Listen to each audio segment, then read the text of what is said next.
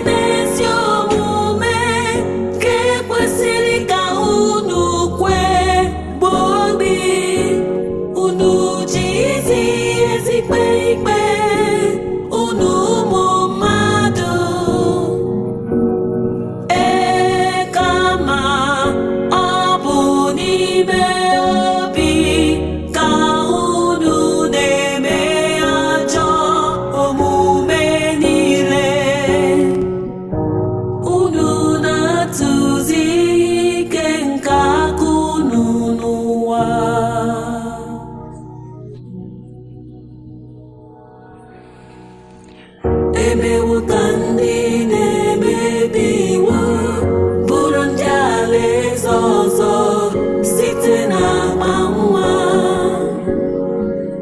ha kpafuo site n'afọ nne ha, na-ekwu okwu ha, edide ha nwere ihe edide agbọ, ha dị ka ajọ ala ke na-akpọchi ntị ya, ke na-adịghị ege ntị n'olu nke ndị na-ala agwọ, ma ọ bụ nke dibịa na-arafu arafu, bụ onye meworo ka ọ mara ihe, bụ onye meworo ka ọ mara ihe. Chineke tije eze niile ha n'ọnụ ha,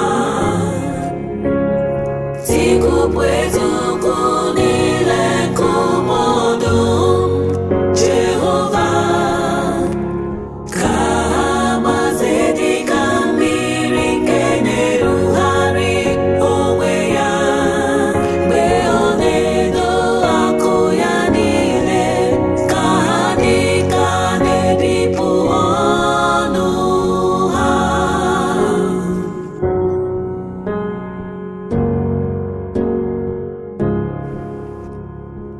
Ka ha dịka ejula na-aga na-agbaze, dịka nwa nwanyị mụkpọrọ amụkpọ, dịka ndị ọ dịghị mgbe ha hụrụ anyanwụ, tutu ite unu amata ọkụ ọgwụ, ma ihe dị ndụ ma ihe dị ọkụ, ọ na-efepụsị ha ike dịka oke ifufe. Onye ezi omume ga-aṅụrị mgbe ọ hụrụ ọgba ahụ, ọ ga-asatụ ụkwụ ya niile n'ọbara onye na-emebi iwu.